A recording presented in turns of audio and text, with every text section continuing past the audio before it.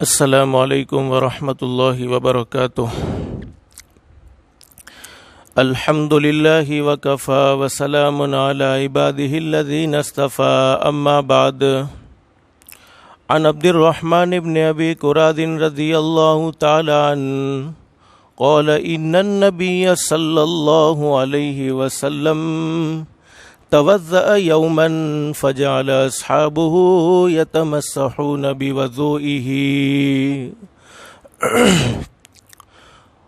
وقال النبی صلی اللہ علیہ وسلم ما يحملكم على هذا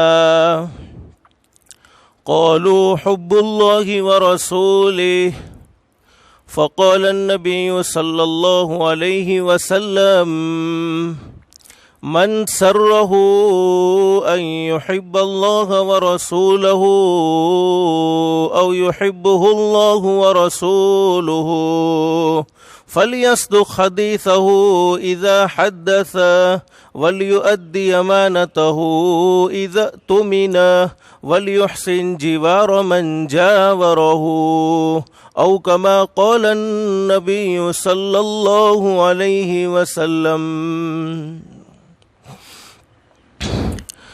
گھروں میں ریسیور کے ذریعے سے سننے والے میرے محترم دوستوں، بھائیوں اور بزرگوں اور میری محترمہ مائیں اور بہنیں، آج رمضان المبارک کا 5واں روزہ ہے۔ وقت تیزی سے گزرتا چلا جا رہا ہے۔ اللہ سے دل سے دعا کر لو، اللہ ہمیں زندگی کی ہر گھڑی کی قدردانی کی توفیق نصیب فرمائے۔ گزشتہ کل حضرت نبی کریم صلی اللہ علیہ وسلم کی مبارک زندگی، مبارک شان، حضرت نبی کریم صلی اللہ علیہ وسلم کا مقام اور حضرت نبی کریم صلی اللہ علیہ وسلم کی اطاعت پر ملنے والا انعام اور حضرت نبی کریم صلی اللہ علیہ وسلم کی نافرمانی کرنے پر دنیا کی زندگی میں انجام کیا ہوتا ہے، وہ ساری تفصیل آپ کے سامنے ذکر کی تھی۔ اللہ ہم سب کو حضرت نبی کریم صلی اللہ علیہ وسلم کی حدیث کو سن کر اس پر عمل کی توفیق نصیب فرمائے۔ لیکن میرے بھائیوں اور میری محترمہ مائیں اور بہنیں، آج مجھے ایک عجیب بات آپ کو بتلانی ہے۔ کل میں نے آپ کو بتلایا تھا حضرت نبی کریم صلی اللہ علیہ وسلم کو اللہ نے روحانی ڈاکٹر یعنی روحانی طبیب بھی بنایا تھا، لیکن ہمارے نبی حضرت محمد الرسول اللہ صلی اللہ علیہ وسلم روحانی طبیب کے ساتھ جسمانی طبیب بھی تھے، یعنی جسمانی بیماریوں کا علاج کرنے والے بھی تھے۔ اور صحابہ کرام میں سے کسی کو کوئی تکلیف پیش آتی، ڈاکٹر کے پاس جانے کے بجائے، حکیم کے پاس جانے کے بجائے سب سے پہلے وہ حضرت نبی کریم صلی اللہ علیہ وسلم کی خدمت میں آ کر اپنی پریشانی کو پیش کرتے تھے۔ لیکن آج مجھے حضرت نبی کریم صلی اللہ علیہ وسلم کے مقام پر ایک عجیب و غریب بات سنانی ہے۔ کل میں نے آپ کو بتلایا تھا کہ دین کی خاطر ہمارے نبی حضرت محمد الرسول اللہ صلی اللہ علیہ وسلم کو تکلیفوں سے گزرنا پڑا ہے، آزمائشوں سے گزرنا پڑا ہے، اور اللہ پاک امتحان ایمان والوں کا لیتے ہیں۔ اور میں نے کل یہ بھی بتلا دیا، جس کا ایمان جتنا زیادہ مضبوط، اللہ کی طرف سے آزمائشیں بھی اتنی زیادہ کڑی ہوتی ہیں اور اتنی ہی زیادہ ہوتی ہیں، جتنا اللہ سے تعلق مضبوط ہوتا ہے اتنے ہی امتحانات زیادہ ہوتے ہیں۔ لیکن اس وقت مجھے حضرت نبی کریم صلی اللہ علیہ وسلم کی زندگی کی ایک عجیب داستان آپ کو سنانی ہے۔ اللہ سب سے پہلے مجھے عمل کی توفیق نصیب فرمائے۔ میرے پیاروں، صحابہ کرام کے دل میں حضرت نبی کریم صلی اللہ علیہ وسلم کی باتوں کو ماننے کا بڑا جذبہ تھا، اور صحابہ کرام ہمارے نبی پر سب کچھ لوٹانے کے لیے، سب کچھ قربان کر دینے کے لیے تیار تھے۔ ہمیں رمضان کے روزے بڑے مشکل معلوم ہوتے ہیں، تراویح بڑی مشکل معلوم ہوتی ہیں، فرائض کا اہتمام بڑا مشکل معلوم ہوتا ہے، لیکن صحابہ کرام کی اطاعت اور فرما برداری پر بھی ایک نظر ڈالتے ہیں تو اندازہ ہوتا ہے کہ آخر وہ بھی تو انسان تھے۔ اب ہمارے دل میں ایک سوال ہوگا، بہت سی مرتبہ ہم کہتے یہ تو صحابہ کرام تھا، امنی زندگی تو ایوی ہووی جوئیے، اس لیے کہ انہوں نے تو نبی کریم صلی اللہ علیہ وسلم کو دیکھا تھا، انہوں نے تو حضرت نبی کریم صلی اللہ علیہ علیہ وسلم کی صحبت پائی تھی. تو میں کہتا ہوں میرے پیارو، جب ہمارے دل میں یہ خیال پیدا ہوتا ہے کہ وہ تو صحابہ کرام تھے، ان کی زندگی تو اطاعت والی گزرنی ہی چاہیے تھی، ان کی زندگی تو فرما برداری والی گزرنی ہی چاہیے تھی، تو ہمیں بھی سوچنا چاہیے کہ اگر ہم اس زمانے میں ہوتے تو کیا ہم ہمارے نبی کا ساتھ دیتے یا نعوذ باللہ ابو جہل کا ساتھ دیتے. اس لیے کہ میرے پیارو، انسان تو وہ بھی تھے، ان کے دل میں بھی، ان کے اندر بھی ایک نفس تھا، ایک دل تھا، ایک جذبات تھے، بیوی کی محبت تھی، بچوں کی محبت تھی، لیکن انہوں نے آخرت کو سامنے رکھا تھا اور دنیا کی زندگی کو سمجھ لیا تھا کہ دنیا کی زندگی تو ایک خواب ہے، ایک سپنا ہے، گزرتے گزرتے دیکھتے دیکھتے گزر جاتی ہے. آج وہ ہے تو کل وہ ہے، آج وہ ہے تو کل وہ ہے، یعنی کوئی ہمیشہ رہنے والا نہیں ہے. آج کوئی کسی کا مالک ہے تو کل کوئی اور بن جاتا ہے، پرسوں کوئی اور بن جاتا ہے. تو زندگی کا کوئی بھروسہ نہیں ہے. لیکن حضرت نبی کریم صلی اللہ علیہ وسلم کی مبارک زندگی کو دیکھیے. ہمارے نبی سے صحابہ کرام کو بڑی محبت تھی، اور کیوں محبت نہ ہوتی؟ آپ نے یہ بات سنی ہوگی کہ حضرت نبی کریم صلی اللہ علیہ وسلم کو اللہ نے بڑی زبردست خوبصورتی نصیب فرمائی تھی. آپ کو اللہ نے حسین و جمیل بنایا تھا. اور حضرت یوسف علیہ السلام کے بارے میں بھی یہ بات مشہور ہے کہ اللہ پاک نے حضرت یوسف علیہ السلام کو دنیا کا آدھا حسن دیا تھا، دنیا کی آدھی خوبصورتی نصیب فرمائی تھی. اور ہمارے نبی حضرت محمد الرسول اللہ صلی اللہ علیہ وسلم کو بھی اللہ نے خوبصورت بنایا تھا. لیکن دونوں کی خوبصورتی میں فرق کیا ہے؟ جواب حدیث سے سنیے. فرماتی اما عائشہ صدیقہ رضی اللہ تعالیٰ عنہ، حضرت نبی کریم صلی اللہ علیہ وسلم کی خوبصورتی کا عالم یہ تھا کہ حضرت یوسف علیہ السلام کے چہرے کو دیکھ کر، یعنی حضرت یوسف علیہ السلام کی خوبصورتی کو دیکھ کر مصر کی عورتوں نے اپنی انگلیاں کاٹ لی. اگر یہی مصر کی عورتیں میرے محبوب حضرت محمد الرسول اللہ صلی اللہ علیہ وسلم کے چہرے کو دیکھ لیتی تو اپنے دل کاٹ لیتی. یہ جواب تو حدیث میں ہے، لیکن آج مجھے ایک خوبصورت جواب آپ کو بتلانا ہے. دونوں کی خوبصورتی میں فرق کیا ہے؟ حضرت یوسف علیہ السلام بھی حسین و جمیل ہے، اور ہمارے نبی حضرت محمد الرسول اللہ صلی اللہ علیہ وسلم بھی جمیل ہے. دونوں کی خوبصورتی میں فرق کیا ہے؟ حضرت یوسف علیہ السلام کے چہرے کو دیکھ کر مصر کی عورتوں نے اپنی انگلیاں کاٹ لی، اور حضرت نبی کریم صلی اللہ علیہ وسلم کے چہرے کو دیکھ کر صحابہ کرام نے اپنی گردنیں کٹوا لی. یعنی صحابہ کرام کے دل میں حضرت نبی کریم صلی اللہ علیہ وسلم کا چہرہ دیکھنے کے بعد وہ جذبہ پیدا ہوا کہ آپ کے ہر حکم کو ماننے کے لیے تیار ہو گئے. یہاں تک کہ حدیثوں میں صحابہ کرام کا بیان ملتا ہے، صحابی کا بیان ملتا ہے کہ کئی صحابہ کرام ایسے فرماتے ہیں ہمارے گھر میں کھانے کو کچھ نہیں ہوتا، فاقے سے زندگی گزرتی، لیکن ایک مرتبہ حضرت نبی کریم صلی اللہ علیہ وسلم کے چہرے کو دیکھ لیتے تھے تو ساری بھوک اور ساری پریشانیاں ختم ہو جاتی تھی. لیکن آج مجھے ایک صحابی کی عجیب داستان سنانی ہے. ایک صحابی جن کا نام ہے حضرت قتادہ بن نعمان رضی اللہ تعالیٰ عنہ، بڑے اونچے درجے کے صحابی ہیں.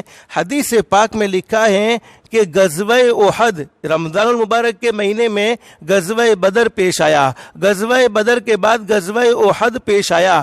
غزوہ احد سے کچھ دن پہلے حضرت قتادہ بن نعمان رضی اللہ تعالیٰ عنہ کی شادی ہوئی، ابھی نئے نئے دلہے بنے ہیں، نئی نئی زندگی شروع ہوئی ہے، اور لیکن ان کے جذبات بڑے زبردست تھے، ان کے جذبات بڑے بے مثال تھے، دنیا کی محبت انہیں روکتے نہیں تھی. اور حدیث پاک میں لکھا ہے حضرت قتادہ بن نعمان رضی اللہ تعالیٰ عنہ کی اور ان کی بیوی کی آپس میں بڑی زبردست اور بے مثال محبت تھی. لیکن سرکار مدینہ حضرت محمد الرسول اللہ صلی اللہ علیہ وسلم کی طرف سے اعلان ہوتا ہے احد کی تشکیل ہو رہی ہے.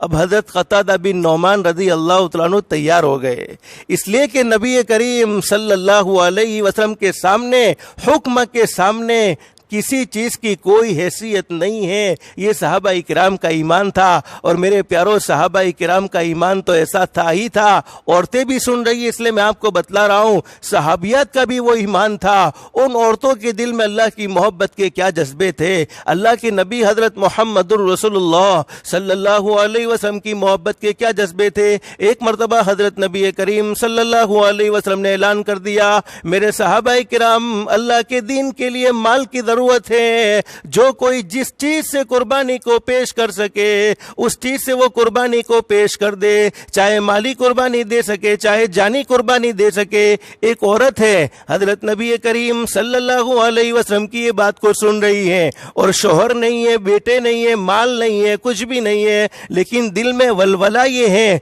कि मेरे महबूब के ऐलान पर मुझे मदद करनी चाहिए, मेरे महबूब के कहने पर मुझे कुर्बानी पेश करनी चाहिए। चुनाचे हजरत नबी करीम सल्लल्लाहु अलैहि वसल्लम की खिदमत में अपने सर के कुछ बाल लेकर हमारे नबी को पेश फरमाए और हमारे नबी के सामने रखे और कहा कि मेरे महबूब, आपने अल्लाह के रास्ते में जाने के लिए ऐलान किया है, आपने लोगों से माल मांगा है, मेरे पास माल नहीं है, मेरे घर में कोई मर्द नहीं है कि मैं आपकी मदद कर सकूं, कुछ अपने सर के बाल लेकर आई हूं, इसको कबूल फरमा ले। हो सकता है किसी मुजाहिद की सवारी की रस्सी बन जाए। अंदाजा लगाओ, बाल तो नाजुक चीज होती है, वो रस्सी बनने के काबिल नहीं होती, टूट जाने वाला औरत का बाल तो नाजुक होता है। उसके बावजूद हजरत नबी करीम सल्लल्लाहु अलैहि वसल्लम की मोहब्बत के जज्बात इनके दिल में ये भरे हुए हैं। उस औरत से बढ़कर कौन सी औरत होगी जो ओहद के मैदान में जा रही है। किसी आने वाले ने कहा, बहन कहाँ जा रही है? तेरा बेटा शहीद हो गया। तो वो अल्लाह की बंदी कहती, इन्ना लिल्लाहि व इन्ना इलैहि राजिऊन। वो बूढ़ी औरत है, वो अल्लाह की बंदी कहती, इन्ना लिल्लाहि व इन्ना इलैहि राजिऊन, मुझे मालूम पड़ा मेरा बेटा शहीद हो गया, लेकिन ये तो बताओ मेरे नबी का क्या हाल है? मेरे नबी को तो कोई तकलीफ नहीं पहुंची। आगे बढ़ती किसी आने वाले ने कहा, बहन कहाँ जा रही है? तेरे भाई का इंतकाल हो गया, तेरा भाई शहीद हो गया। फरमाती, इन्ना लिल्लाहि व इन्ना इलैहि राजिऊन, ये तो बताओ मेरे नबी का क्या हाल है? मेरे नबी को तो कोई तकलीफ नहीं पहुंची। वो औरत आगे बढ़ती किसी आने वाले ने कहा, बहन कहाँ जा रही है? तेरे शोहर का इंतकाल हो गया, तेरा शोहर शहीद हो गया। फरमाती, इन्ना लिल्लाहि व इन्ना इलैहि राजिऊन, ये तो बताओ मेरे नबी क्या क्या हाल है? मेरे नबी को तो कोई दुख नहीं पहुंचा, मेरे नबी को तो कोई तकलीफ नहीं पहुंची। वो औरत आगे बढ़ती है और जब दूर से हजरत नबी करीम सल्लल्लाहु अलैहि वसल्लम के चेहरे मुबारक को देखती है तो वो दूर से कहती है, कुल्लु मुसीबतिन बादक जुललो। ए नबी, एक मर्तबा आपके चेहरे को देखा तो मैं अपने सारे गमों को भूल चुकी हूँ, अपने बेटे का शहीद होना भूल चुकी हूँ, अपने शोहर का शहीद होना भूल चुकी हूँ, अपने भाई का शहीद होना भूल चुकी हूँ। उस औरत का ये ईमान था कि हजरत नबी करीम सल्लल्लाहु अलैहि वसल्लम के चेहरे को देखने के बाद अपने सारे गमों को भूल चुकी हैं। और आज का ये मुसलमान हजरत नबी करीम सल्लल्लाहु अलैहि वसल्लम की नमाज को अपनाने को तैयार नहीं। हजरत नबी करीम सल्लल्लाहु अलैहि वसल्लम ने जो पैगाम हम तक पहुंचाया रोजे की फर्जियत का, उसकी उसके दिल में कोई अहमियत नहीं है। हजरत नबी करीम सल्लल्लाहु अलैहि वसल्लम के चेहरे की कोई अहमियत नहीं है। अरे मेरे प्यारो, वो औरत से बढ़कर कौन सी औरत होगी जो अपना दूध पीता बच्चा माँ अपने सीने से लगाई है और हजरत नबी करीम सल्लल्लाहु अलैहि वसल्लम के पास आती है और कहती है, मेरे महबूब, आपने तबूक में जाने के लिए ऐलान किया, आपने लोगों से माल मांगा, मेरे पास माल नहीं है, मैं अपने दूध पीते बच्चे को अपने सीने से लगा कर आई हूं, ये मेरे दूध पीते बच्चे को आप कबूल फरमा लो, ये मेरे दूध पीते बच्चे को आप ले लो। हमारे नबी हजरत मोहम्मदुर रसूलुल्लाह सल्लल्लाहु अलैहि वसल्लम तो रहमतुल लिल आलमीन थे। हमारे नबी ने पूछा, अल्लाह की बंदी मेरी बहन, ये तेरे दूध पीते बच्चे को ले जाकर मैं क्या करूंगा? ये तो ना घोड़े पर बैठेगा, ना ऊंट पर बैठेगा, نہ دوڑے گا, نہ چلے گا, نہ یہ میرا ساتھ دے گا. ارے میرے دوستوں اور میری محترم مائیں اور بہنیں, وہ صحابیہ, وہ نیک عورت کیا کہتی, اللہ کے نبی اتنا تو میں بھی جانتی ہوں, یہ میرا معصوم دودھ پیتا بچہ آپ کے ساتھ کچھ نہیں کرے گا. ارے یہ دوڑے گا بھی نہیں, یہ چلے گا بھی نہیں, یہ آپ کا ساتھ بھی نہیں دے گا, لیکن ایک کام ضرور کرے گا. ہمارے نبی نے فرمایا, میری بہن اللہ کی بندی, یہ دودھ پیتا بچہ کیا کام کرے گا, اس کو لے جا کر میں کیا کروں گا. ہمارے نبی نے جب یہ بات کہی تو اس عورت نے روتے روتے کہا, میرے محبوب, کل آپ اللہ کے راستے میں جائیں گے, آپ اللہ کے راستے میں جائیں گے, اللہ نہ کرے کبھی دشمنوں کی طرف سے آپ کے اوپر تیر آئے تو میرے بچے کو آگے کر لینا. میرا بچہ جائے یہ تو برداشت, لیکن آپ کو تیر لگے یہ میں برداشت نہیں کر سکتی ہوں, آپ کو تکلیف پہنچے یہ میں برداشت نہیں کر سکتی ہوں. یہ کون کہہ رہی ہے؟ ایک عورت ہے, عورت جس کے دل میں بچے کی محبت ہے. ارے ماں ساری تکلیفوں کو برداشت کر لیتی ہے, لیکن بچے کی تکلیف ماں کو برداشت نہیں ہوتی. لیکن حضرت نبی کریم صلی اللہ علیہ وسلم کی محبت اس قدر کوٹ کوٹ کے بھری ہوئی ہے کہ بچہ جائے تو جائے, لیکن میرے محبوب سلامت ہے, اسی میں میری سلامتی ہے. اور آج ہمارا حال یہ ہے, نمازوں کو چھوڑ کر میرے محبوب کو ناراض کیا, رمضان کے روزوں کو چھوڑ کر میرے محبوب کو ناراض کیا, دل میں دشمنیاں بھری,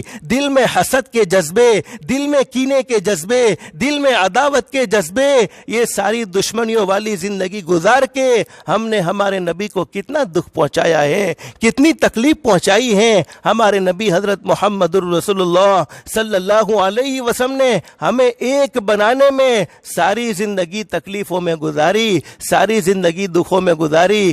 آج ہم نے اپنے آپ کو ایک ایک دوسروں کا دشمن بنا دیا, ہمارے دل کچھ اور بن گئے, ہماری زبانیں کچھ اور بن گئی. تو میں بات کیا کہہ رہا تھا, عورتوں کے دل میں جب یہ جذبے ہوں گے تو صحابہ کرام کا جذبہ کیا ہوگا. حضرت قتادہ بن نعمان رضی اللہ تعالیٰ عنہ بڑے اونچے درجے کے صحابی ہیں, ابھی ان کی نئی نئی شادی ہوئی ہے. اللہ کے نبی حضرت محمد رسول اللہ صلی اللہ علیہ وسلم کی طرف سے اعلان ہوتا ہے, میرے صحابہ کرام, اللہ کے دین کی مدد کے لیے احد میں نکلنا ہے, احد کی تشکیل ہو رہی ہے. اب حضرت قتادہ بن نعمان رضی اللہ تعالیٰ عنہ حضرت نبی کریم صلی اللہ علیہ وسلم کی اس بات کو سن کر احد میں جا رہے ہیں.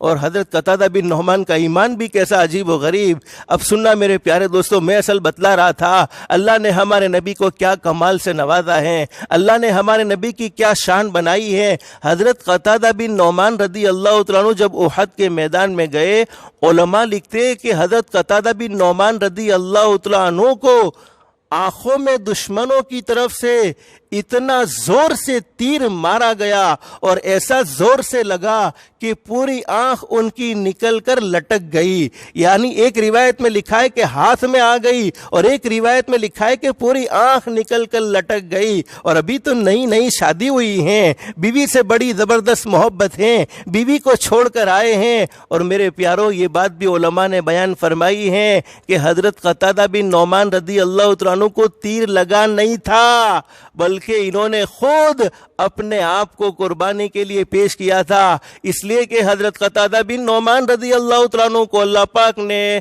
یہ صلاحیت نصیب فرمائی تھی کہ جب کوئی دور سے تیر آتا تھا تو حضرت قتادہ بن نعمان رضی اللہ تعالیٰ عنہ پہچان لیتے تھے کہ یہ تیر کون سی طرف جانے والا ہے, یہ تیر کہاں پر جائے گا. حضرت قتادہ بن نعمان رضی اللہ تعالیٰ عنہ اس تیر کو جتی رہی سی لائٹ چلی گئی ہے. انشاءاللہ باقی باتیں آئندہ کل ذکر کریں گے. اللہ ہم سب کو عمل کی توفیق نصیب فرمائے.